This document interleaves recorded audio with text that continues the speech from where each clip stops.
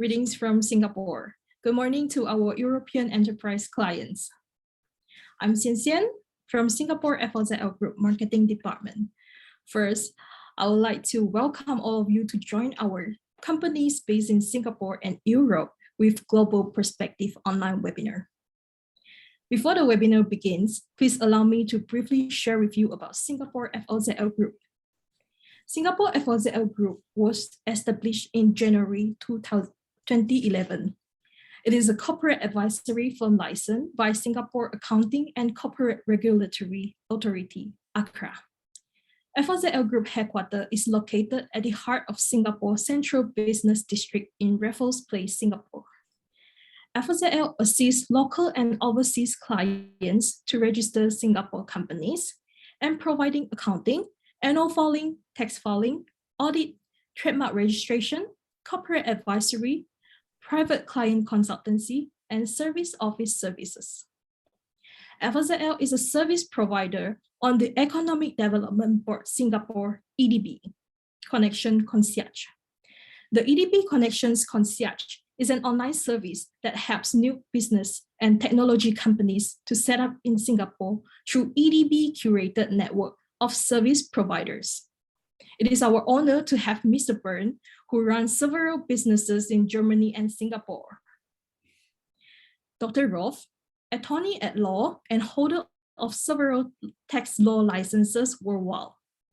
And Mr. Huang Zilin, the director of Singapore FOZL Group, as our speakers today. Please join me in welcoming our first speaker, Mr. Bernd. Mr. Bernd will be sharing this topic, Challenges for European SME in Southeast Asia and China. Welcome, Mr. Bernd. Thank you very much, Xian. Good morning, everybody in Germany, and good afternoon, everybody in Singapore. Around 40 years ago, large American companies started investing in production capacity in Southeast Asia and with a little delay into China. The main idea then was cost saving. Take the electronic industry. The manufacturing processes of handphones, PCs, computer chips, connectors, and other parts were shifted to Asia and then sold back to the US and Europe. MNCs from Europe followed the trend, also being encouraged by the success of longtime players in China like Volkswagen, Siemens, and BASF Group. These companies have been manufacturing and selling their products specifically in China for a long time already. Till today, probably all European MNCs executed an Asian strategy and run their operations all over Asia. And every CEO of those companies knows of the importance of being present with production and sales in the fastest growing markets of today. Many of these companies have already localized in a sense that they moved the whole supply chain for their products to Asia, and their Asian daughter companies are run by Asian managers. While at the beginning, the main reason for having a presence in Asia was cost saving, today the main reason for being in these markets is having access to the market itself, meaning they view now these markets as important sales destinations for products. For German automotive brands, for example, like Volkswagen and Mercedes, the Chinese market became of tremendous importance for their overall success. Well, all that applies to the European MNCs. Let's have a look to the small and medium-sized enterprises, the SMEs. How did they fare during that time? Did they follow the same route than their larger partners, the MNCs? And another question is, how do the European SMEs look at the Asian markets today? What are the difficulties they face? First, in defining a go-to-market strategy, and second, to executing it. And finally, how could they overcome these difficulties? These are the questions I'd like to tackle in my presentation.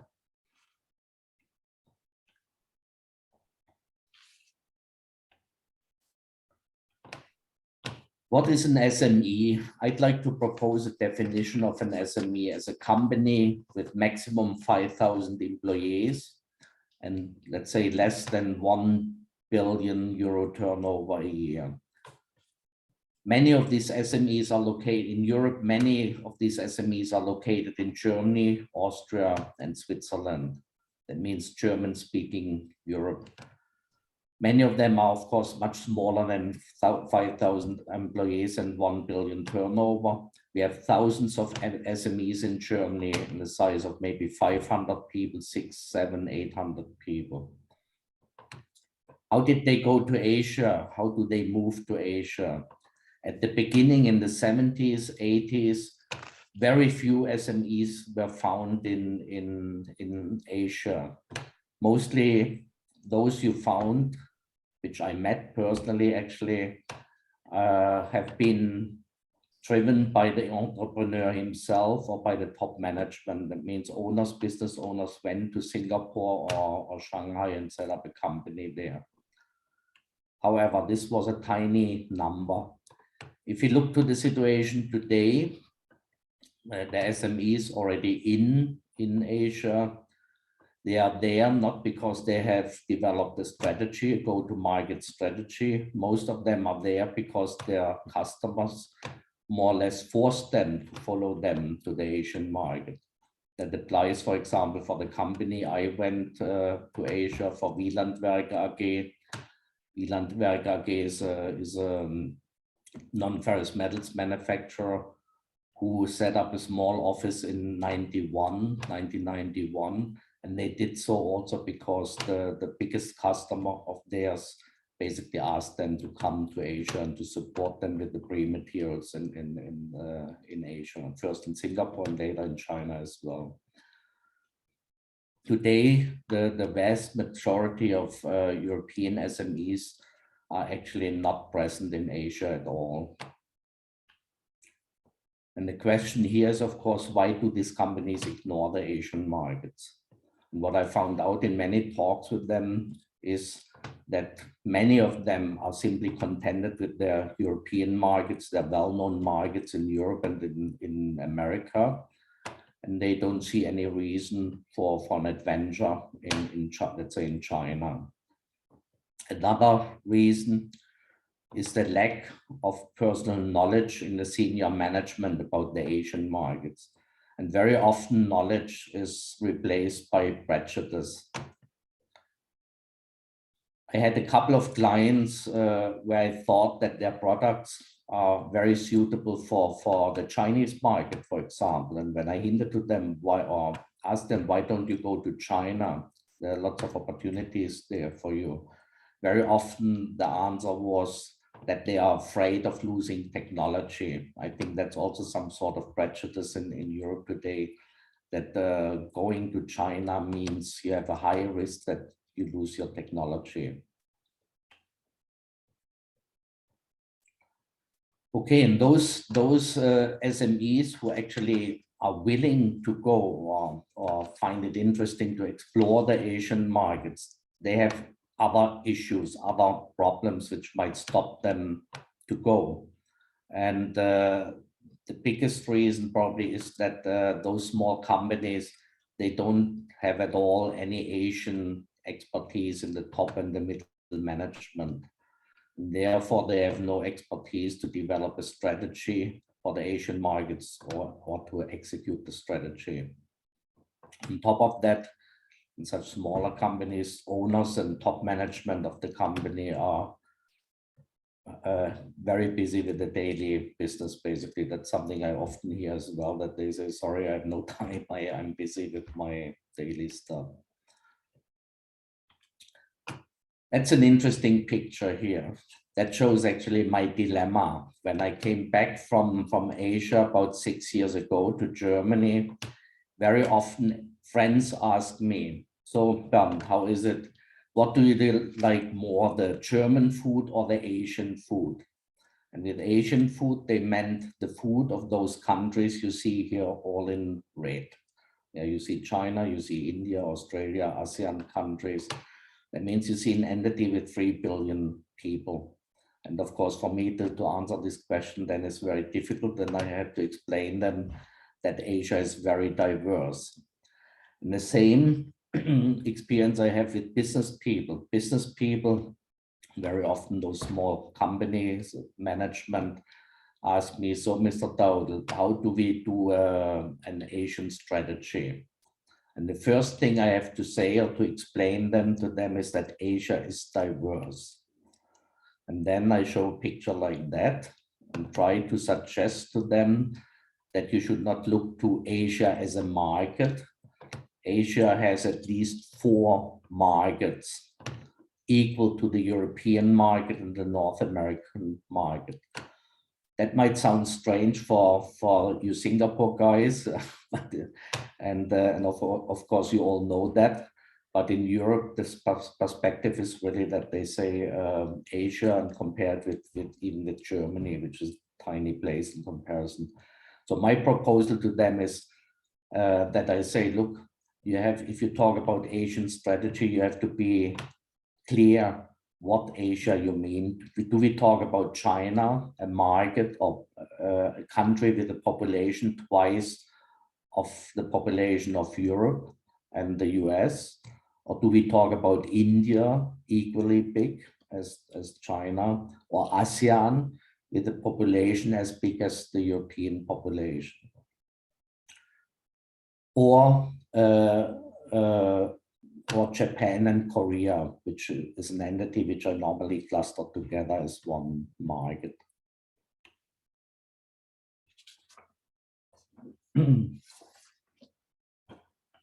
Eurasia Connect and FOZL. You can look at our companies, Eurasia Connect and FOZL, as a network of professionals located in Europe, Southeast Asia, and China. Our mission is to help SMEs from Europe to not only set up a go-to-market strategy for the Asian markets, but also to be hands-on involved when it comes to realizing the plan. The idea is to bring bridge the shortcomings smaller companies naturally have. Just to give you an example, the management of a German SME is attracted by the idea to explore the Asian markets, but is not sure if and how one should explore the opportunity. In a first step, we then would offer to do an assessment of the client's businesses, and together with the clients would go through the already existing ideas about the further moves. Already here, the client should benefit from the expertise of our network, and the outcome should be a realistic plan with limited risks. Very often SMEs hesitate then when it comes to the realization of the plan. This is understandable, as very often they might not have the people at hand to do so. SMEs normally don't have the luxury of redundancies in the workforce like their larger customers. Here we are able to help as well. The network has the ability to set up an office anywhere in Southeast Asia or China for the client. This can be done by one of our professionals within the network, who may run the office for a while and then hires a suitable local manager to continue. Or we set up the office for the client and he sends an expatriate to continue, who also can be guided by the existing local network. There are many ways to go. At the end, this has to be discussed with the client, and the most suitable way for each and every client shall be determined together. There exists no one-fits-it-all concept. Actually, the same way it goes when an Asian client wishes to move towards Europe. A lot of what has been presented about the European SMEs applies for the Asians as well. As the European SMEs benefit from our network in Asia, the Asian clients benefit from the network in Europe. And the same kind of services can be offered there. Ladies and gentlemen, thank you very much for your attention. Thank you, Mr. Bernd. Okay, now let's welcome our second speaker, Dr. Rolf. His topic for today is Setup and Handling of Asian Investment Structures in Europe from an International Tax and Corporate Law Point of View. Welcome, Dr. Rolf.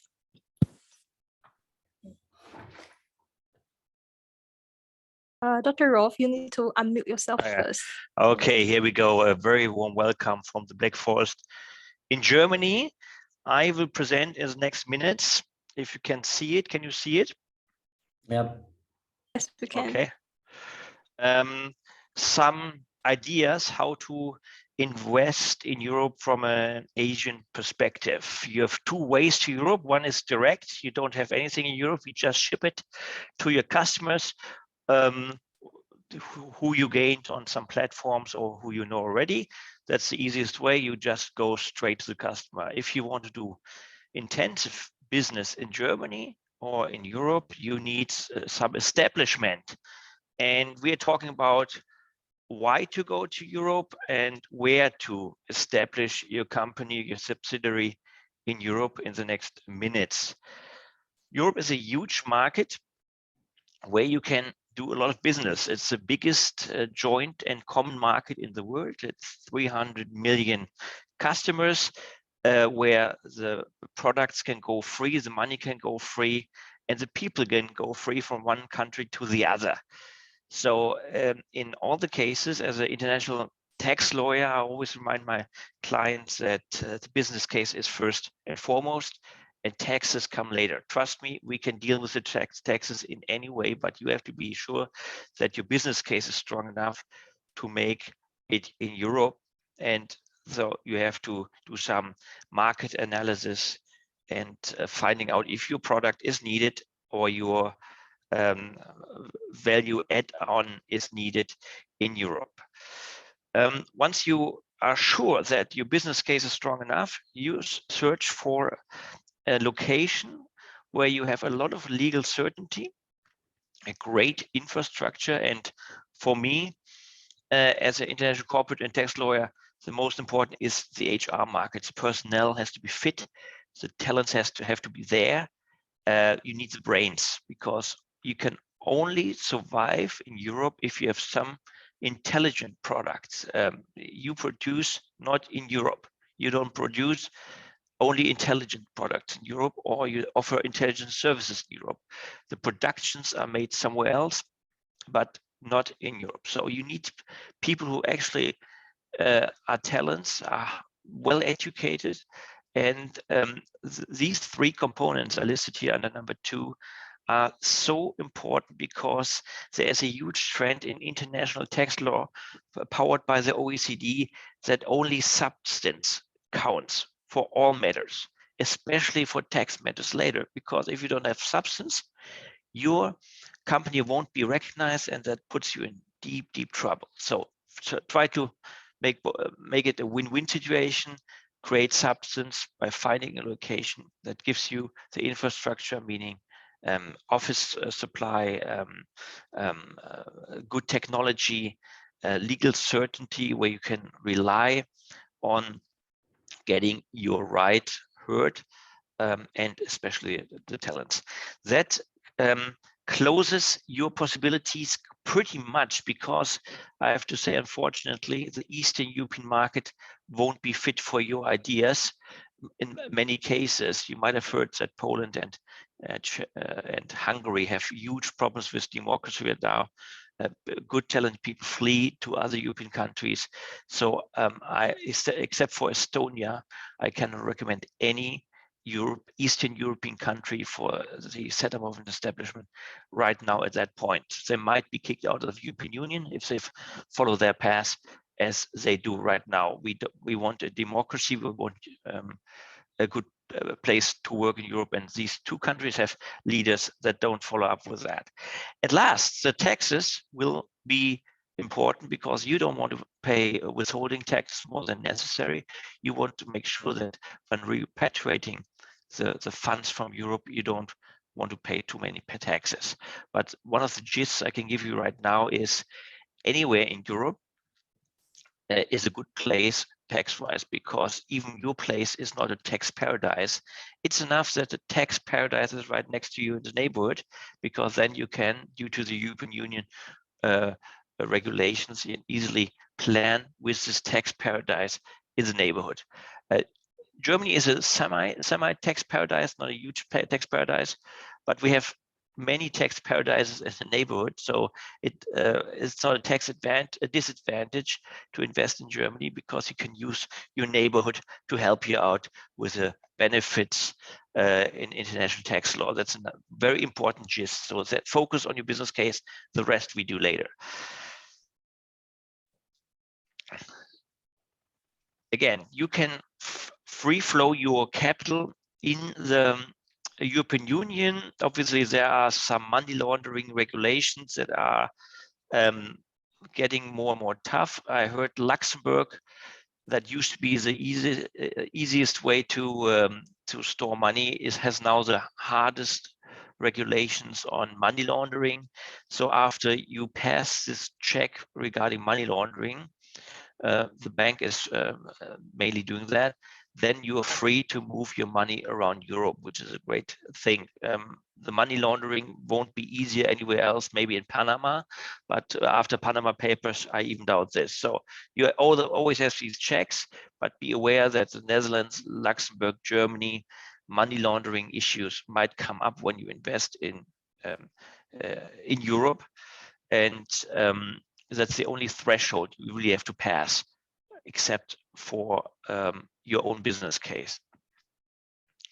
So almost no restriction for Asian investors. They let you be a sole owner.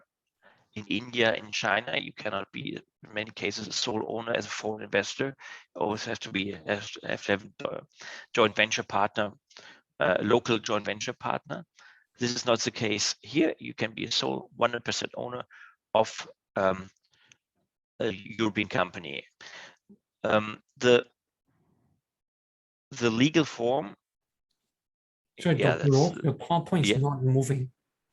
Okay, now can you see it? I have not moving. Yes, still on the first page. Okay. Just try again.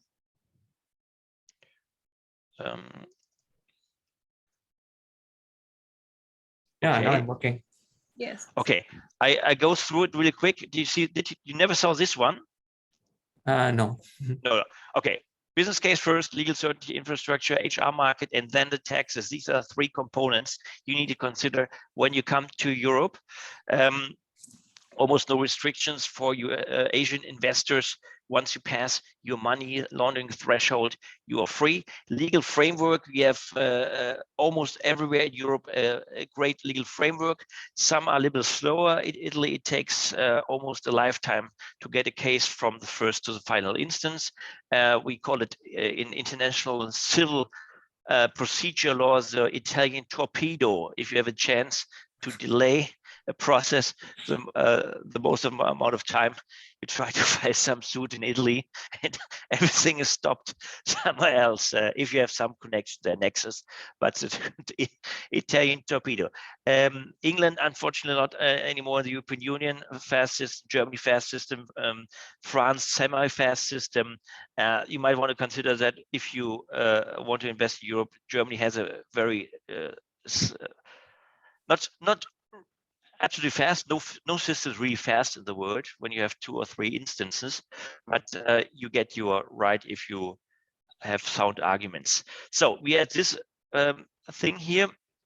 What you need to set up is to know what does the setup cost. A company in setting up in Europe, a company costs total 5,000 with everything, with attorney, with notary, with everything.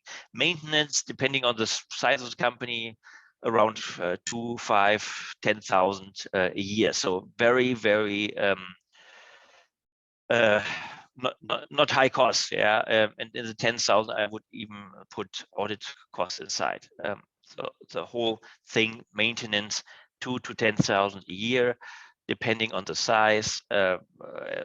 Building up the company 5,000. Which kind of legal form you will have? I always recommend corporations. Why? Because in the international tax field, corporations are the easiest to handle. Partnerships are very different from country to country. It's like every country can have a tailor-made partnership, but all countries know what a cooperation is, how it looks like, and it's easier to handle, and you avoid qualification conflicts. What you need, and that's not just to tell how great services we provide, is obviously you need some team of legal, accounting, HR, and IT that are there in Europe for you, and they take all the responsibility to make it work. So it should be a one-stop shopping.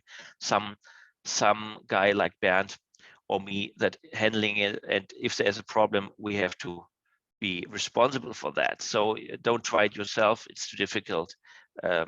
All these fields have to be outsourced.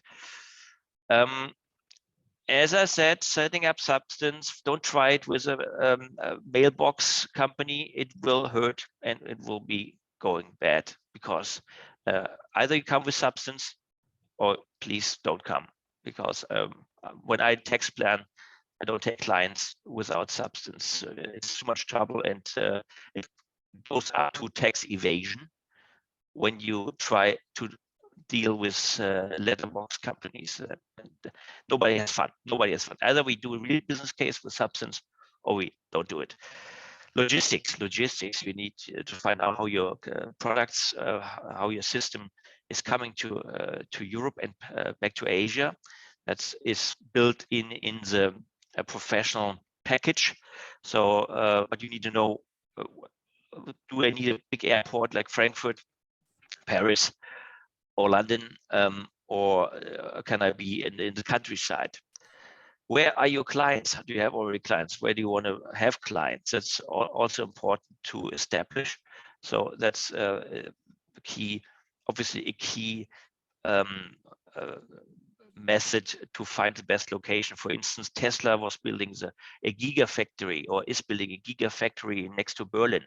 Guess what? Berlin is now a huge cluster for electro mobility, because so many others joined them, other companies, Chinese companies. They're building right next to Tesla, obviously, to keep in touch with an important client. So this might be a driver that is more important than any tax consideration, because you want to be close to your client and team up with them.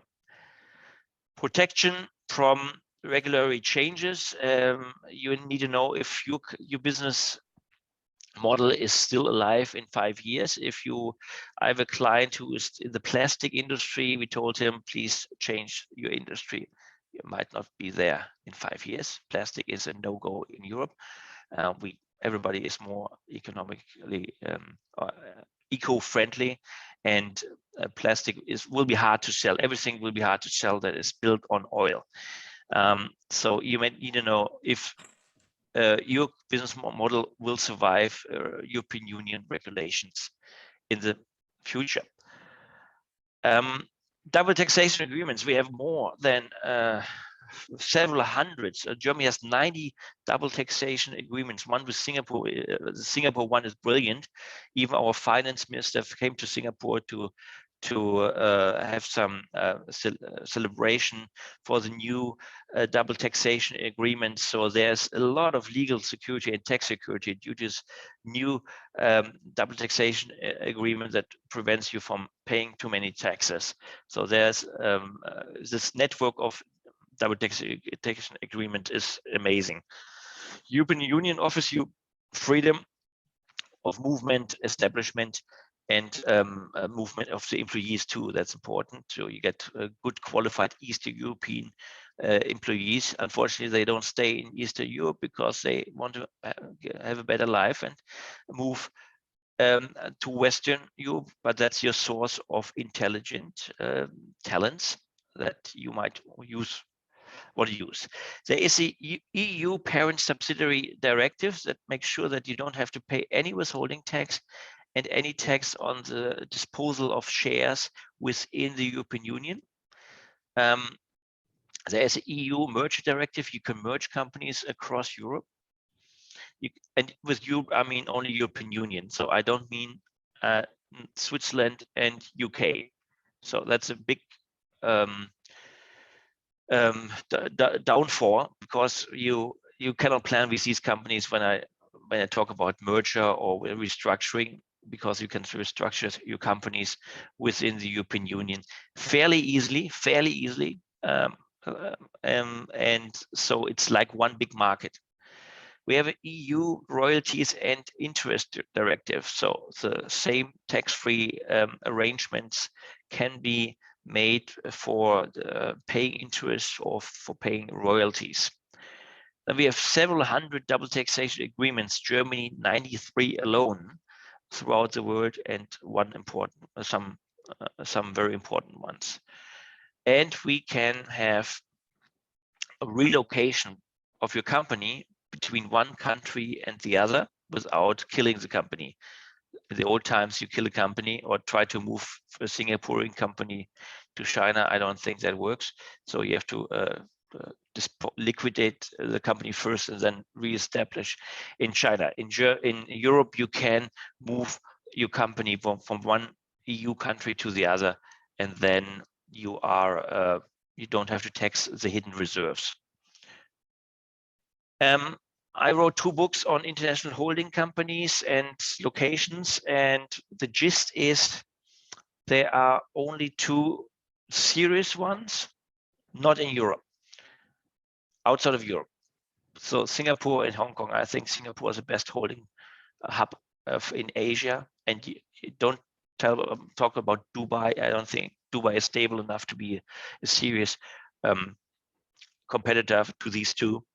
Some say Dubai. If you want to add Dubai, I don't add it. It's Singapore, very stable, legal certainty, all you need. So from Singapore to invest with a holding in Germany, it's almost investing in the neighborhood.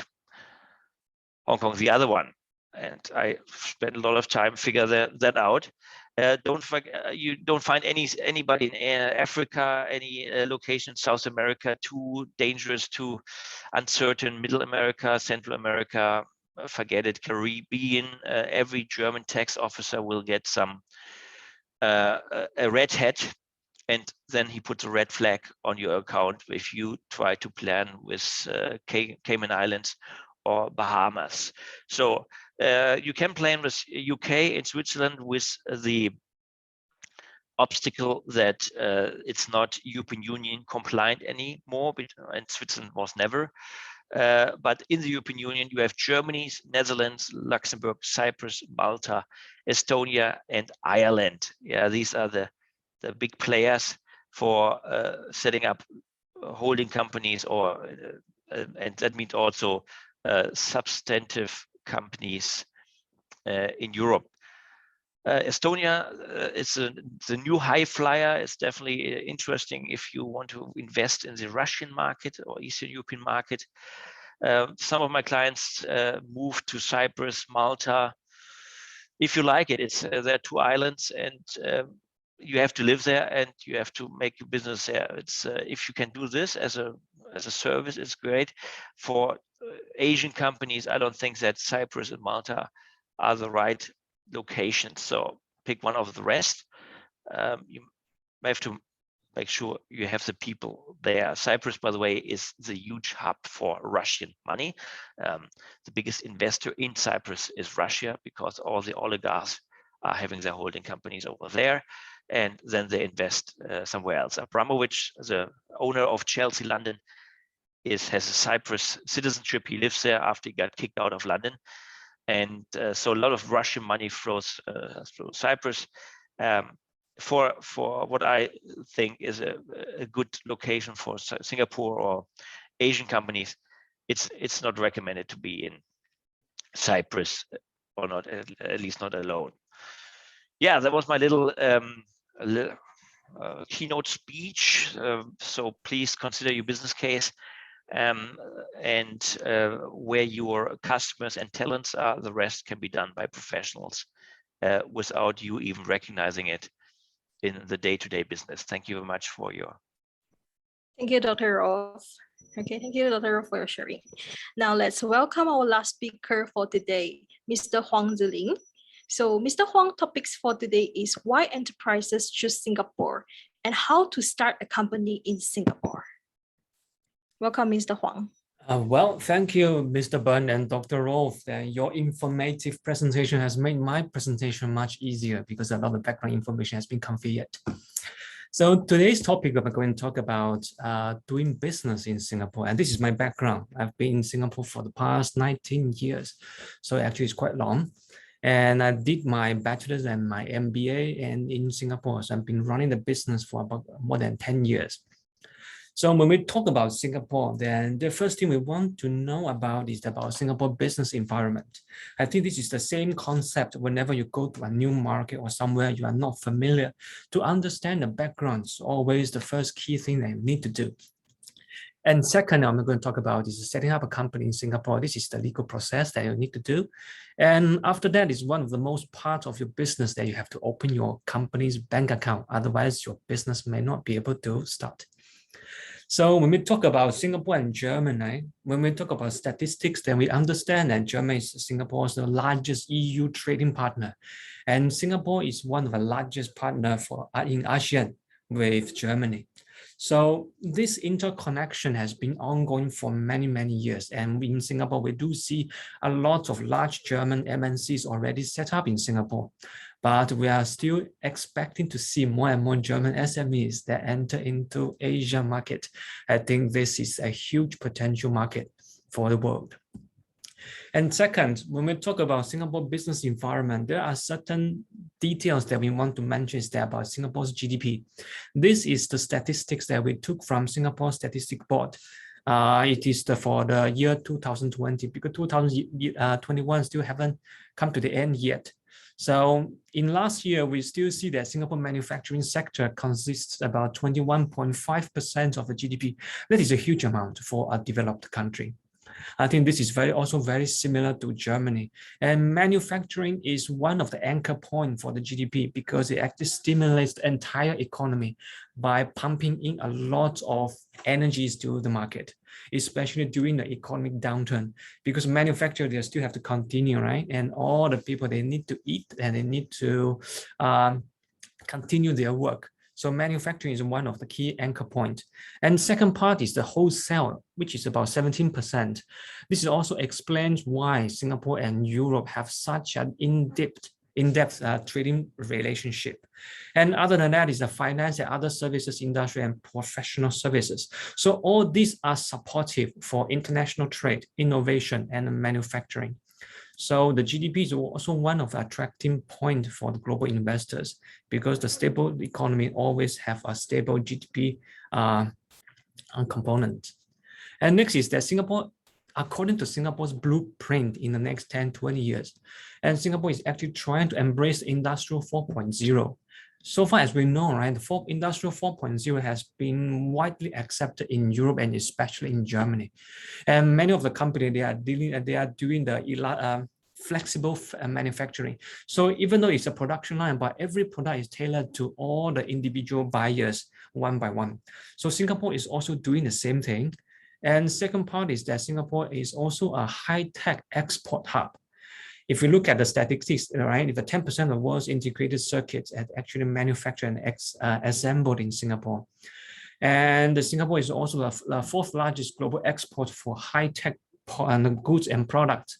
So this also explains why Singapore is one of the top choice, especially for European and US companies when they come to Asia. And sometimes even for Asian country companies, they're still the same. And the next few slides, and we would like to present about all the rankings that Singapore has obtained so far. First is that Singapore's ranked the third at the corruption index. So Singapore, doing business in Singapore is very transparent and government is very efficient. I think this is also one of the important part of why it attracts global investors when they come to Singapore. Everybody here are treated the same and government are dealing with the same. And second is that Singapore is ranked the second in the Bloomberg about innovation. When we talk about innovation, there are certain points that we need to talk about is that about IP protection as well. When we do the innovation, when we invent something, technology, patents, or know-how, we want to protect it for our business or economic benefits in the future. So this part, Singapore has done very well. and especially in IPOs. Singapore IPOs also handles trademark registration and patents registration, copyrights, so on and so forth. And next part is that when we talk about all the companies come and they are definitely their directors or high-level management, they also prefer to relocate to Singapore because Singapore is one of the safest places in the world and ranked by the third-party report. And Singapore has the most livable city in Asia. So I think Bernd knows this very well. I've been here for so many years and loved in Singapore. And I think Germany is also a nice place to live and everything seems so natural, right? And yeah, so far as I know that Singapore population is about 5.7, 5.8 million because in COVID, these 2 years, Singapore population dropped a little bit. And Singapore land, the land area is about 720. So when we talk about Singapore, right, we can't talk about Singapore alone because the population and land size, country size, sometimes we talk about is a tiny red dot in ASEAN. But if we talk about the legal system, the financial system, and any other infrastructures in Asia, Singapore is still one of the tip-top choice in Asia. So when we talk about Singapore, we will always bring the entire ASEAN into one picture because some company want to set up their important functions. For example, their legal, their finance, their AR, account receivable and AP, and their innovations and their procurement, all those important functions that can actually have high value added points that they were put into Singapore. And for the rest, that they maybe move to Malaysia, Indonesia, or Thailand, Vietnam, any other ASEAN countries. So when we talk about Singapore, we talk about Singapore plus one. This is a very important concept. And when we talk about ASEAN, right, 650 million population with average age of less than 35 years old, sensitive business person, they will already see that this is a huge market because young people tend to spend. When they spend, of course, there are free cash in the market, and of course, there are large business opportunity as well. So Singapore is also the first country that actually get approved to join RCEP, so which is the regional trade kind of as a organization. So next we will talk about setting up IHQ. As we mentioned just now, right, setting up a Singapore company is not about Singapore market. It's also about ASEAN market. Some people also may want to reach to China market, Greater China, and also reach to Japan, Korea, and any other countries in the world. So it's the same thing is that when the Asian company, right, for example, company from China, from Japan, from Taiwan, and from Hong Kong, when they come to Singapore set up and find a business partner, they will also expand into Europe, expand to US, and etc. So setting up Singapore as an international HQ becomes one of the, I will not say hottest, but it's one of very hot topic right now. Every year we will handle more than 10 cases to set up international HQ in Singapore. These company backgrounds might be from tech companies, maybe from energy, maybe from trading, or any other company that has the headquarter functions that it can be relocated to Singapore. They are doing it right now. But what do they do? First of all, they may do trade, they may do procurement, they may do manufacture. Of course, manufacturing is not done in Singapore, but it's being controlled in Singapore.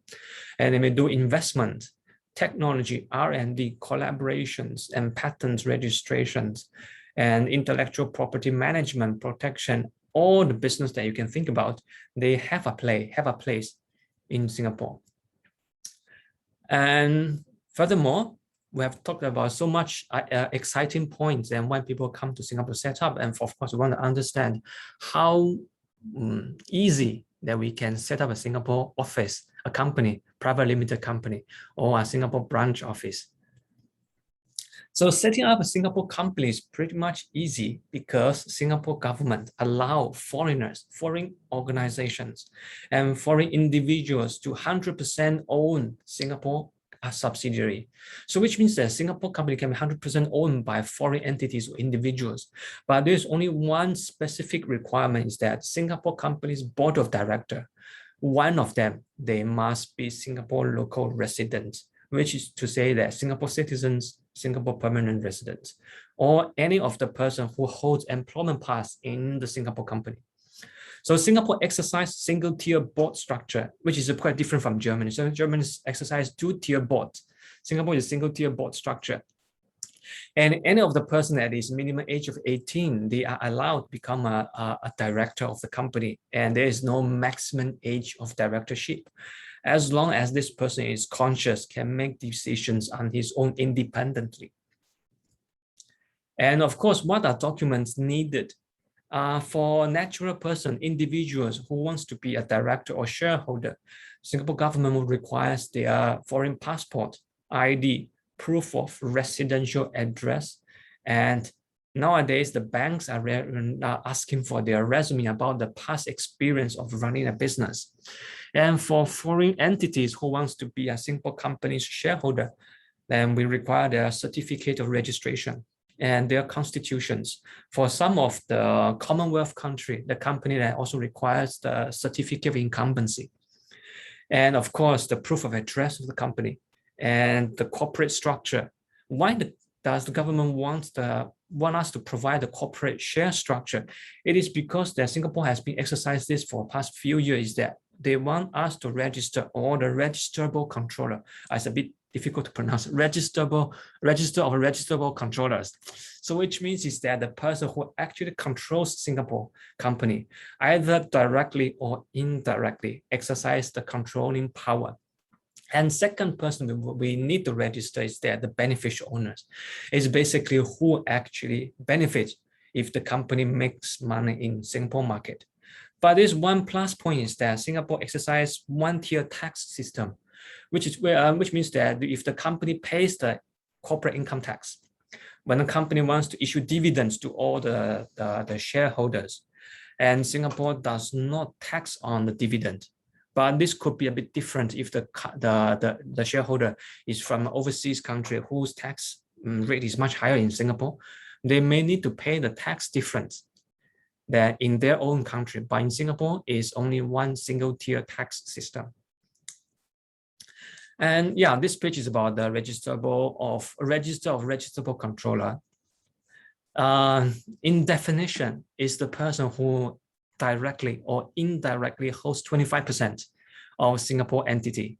But sometimes we need to ask for more information because they may hold the shares in different route. For example, there are a few parent company and then this person holds the few parent company, but add up together is more than 25%. So this person is also the registerable controllers. What we need to do is that we need to set up Singapore bank account for your company because Singapore has 3 well-known local banks, OCBC, UOB, and DBS. And there are also other international banks such as Deutsche Bank, such as Standard Chartered Bank, HSBC, and Citibank, and etc. And all the banks are well-known in the world, are present in Singapore.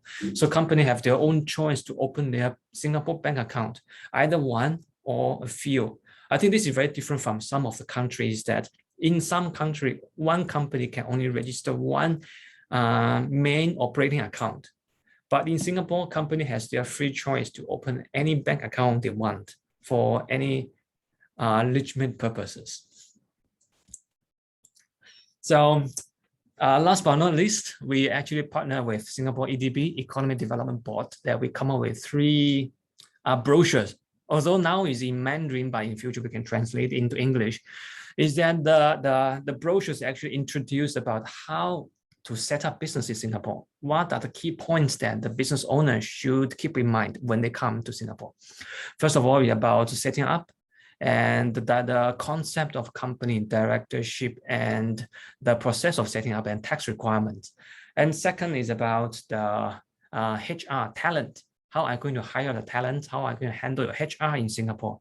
And third part is all about the taxes, about the normally company will face. For example, the corporate income tax, goods and service tax, GST, withholding tax, and etc. So actually after the meeting, right, if anyone who needs the brochure, we can send it to you by email. So I think that pretty much comes to the end of my presentation. Thank you very much. Thank you, Mr. Huang. So we have received few questions from our attendees. And once again, I would like to invite our speaker to answer this question. So first question go to Mr. Bernd. Okay, when Europe company enters Southeast Asia market and Southeast Asia company enter Europe market, what are the challenges that enterprises will face when merger and acquisition take place?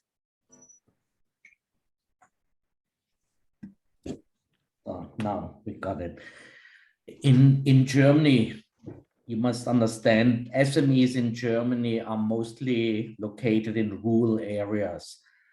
Dr. Eige mentioned already, we are sitting here in the Black Forest and we have many SMEs around us, and these people, they are spread across the country, you must say, and the management and the owners are also very well connected locally. Yeah, they usually don't have any experience when it comes to Asia, business experience.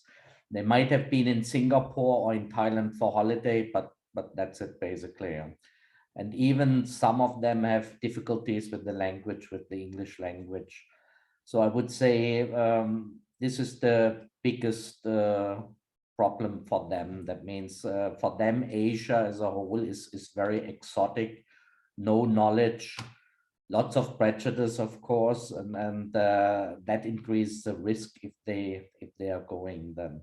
I think the other way around for the Asian companies, it's very similar, particularly in if I look to Chinese companies. I've been many times in China, and there are also many companies there located in the countryside somewhere. Yeah.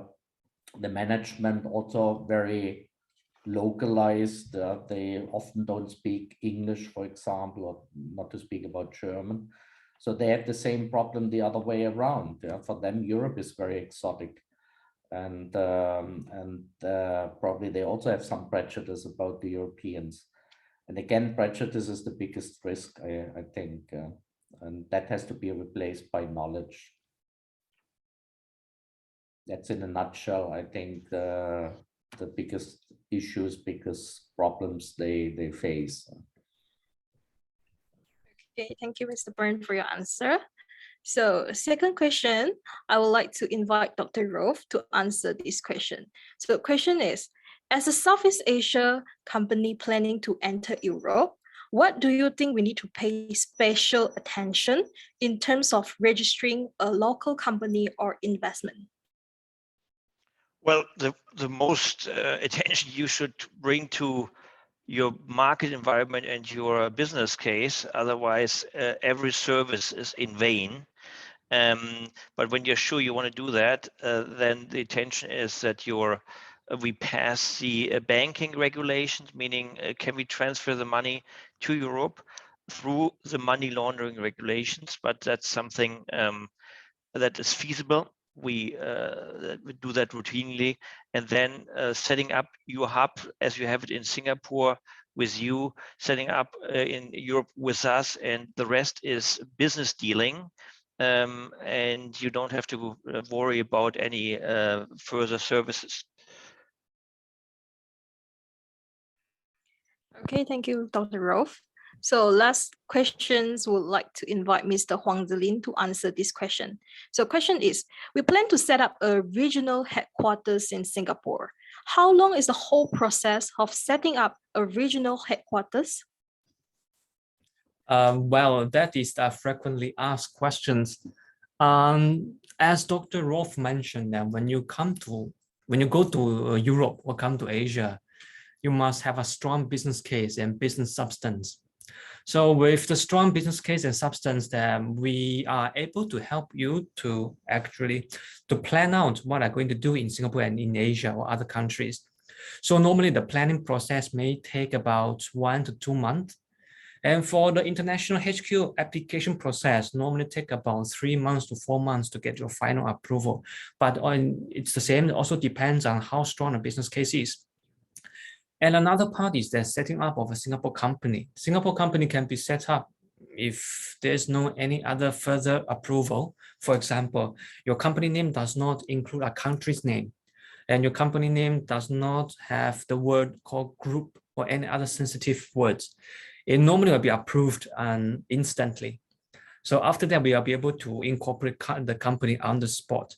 But if your company has been, by chance, been selected for a second round approval process, then it may, according to the official announcement, it may take about two weeks to 2 months.